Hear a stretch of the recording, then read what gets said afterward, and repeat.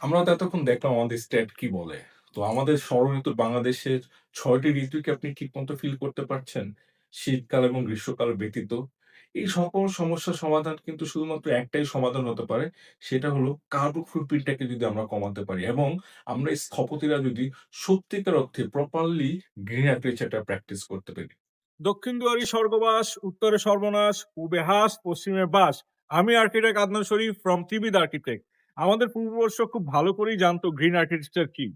আজকে আমরা কথা বলবো গ্রিন আর্কিটেকচার নিয়ে। অ্যাকচুয়ালি দক্ষিণ দুয়ারি স্বর্গবাস বলতে খনার বচনে যেটা বুঝিয়েছে, দক্ষিণে যে বাড়িটা এটা হলো সবচেয়ে ভালো। আপনি ওপেনিংটা খুব সুন্দর করে রাখেন যেন ভেন্টিলেশনটা ভালো হয়। উত্তরে সর্বনাশ বলেছে এর জন্য যে উত্তর দিক থেকে আপনার হিমেল বাতাসটা আসে, ঠান্ডা বাতাসটা আসে। সো আমার শীতকালে শুধুমাত্র এই বাতাসটা পাওয়া যায়, যেটা আসলে আমাদের জন্য যতটা কম ওপেন করা যায় ততটাই ভালো। আর পূবে আপনাকে বলেছে হাঁস, দ্যাট মিনস আপনাকে ওয়াটার বডির কথা বলেছে, পানির কথা বলেছে, যেটা আপনার পূবের যে গরম বাতাসটা ওটাকে ঠান্ডা করে পানিতে ঠান্ডা করে পিউরিফাই করে আপনাকে ঘরে ঢুকাবে। আর পশ্চিম দিকে যে বাঁশের কথা বলছি এটা আপনাকে বাঁশ দিতে বলেনি, বলেছে গাছ লাগাতে, যেন আপনার সানটাকে হিটটাকে পারফেক্ট করে যতটা শেডিং হয়ে আপনার ঘরে ঢুকানো যায়। চলেন আজকে এটা নিয়ে কথা বল, লেটস গো। চলুন আজকে আমরা কথা বলি অ্যাকচুয়ালি গ্রিন আর্কিটেকচার কি। গ্রিন আর্কিটেকচার বলতে অ্যাকচুয়ালি আপনি কি বুঝছেন? গ্রিন আর্কিটেকচার মানে কি ৫০০ বছর পুরনো একটা বট গাছকে কেটে আপনি ছাদে এরকম ফুলের টবে গাছ লাগাবেন আর একটু ওয়াটার বডি দিয়ে বলবেন এটাই গ্রিন আর্কিটেকচার? গ্রিন আর্কিটেকচার মানে কি অ্যাকচুয়ালি তাই? আমরা কি তাই বুঝি গ্রিন আর্কিটেকচার বলতে? অ্যাকচুয়ালি গ্রিন আর্কিটেকচার হলো আপনি পরিবেশের উপর কতটা ব্যাড ইমপ্যাক্ট কমাতে পারছেন, কতটা কার্বন ফুটপ্রিন্ট কমাতে পারছেন। গ্রিন আর্কিটেকচার হলো সেটাই যে আপনি নেচারকে কতটা ডিস্টার্ব কম করছেন, কার্বন ফুটপ্রিন্ট কমাতে পারছেন। এটাই হলো গ্রিন আর্কিটেকচার।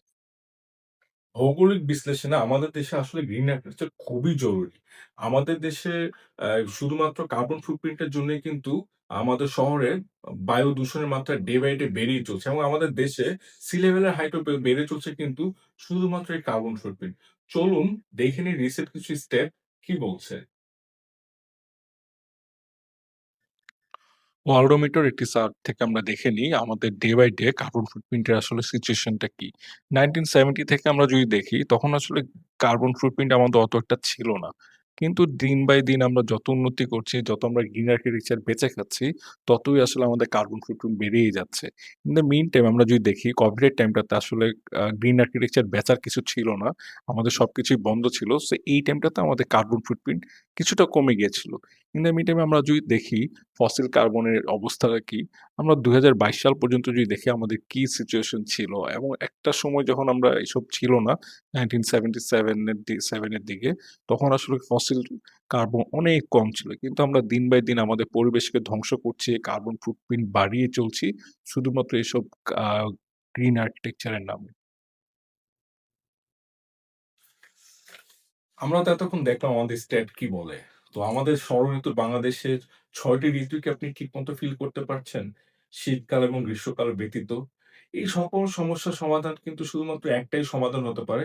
সেটা হলো কার্বন ফুটপ্রিন্টটাকে যদি আমরা কমাতে পারি এবং আমরা স্থপতিরা যদি সত্যিকার অর্থে প্রপারলি গ্রিন আর্কিটেকচারটা প্র্যাকটিস করতে পারি। চলুন আমরা সত্যিকারের গ্রিন আর্কিটেকচার প্র্যাকটিস করি। কংক্রিটের জঙ্গল আর গ্রাসের গ্রিনহাউস বিল্ডিং না বানিয়ে বরঞ্চ সত্যিকারের গ্রিন আর্কিটেকচারকে প্রমোট করি এবং পরিবেশের সাথে সামঞ্জস্য বজায় রেখে কার্বন ফুটপ্রিন্ট যতটা সম্ভব কমানোর চেষ্টা করি। Thank you.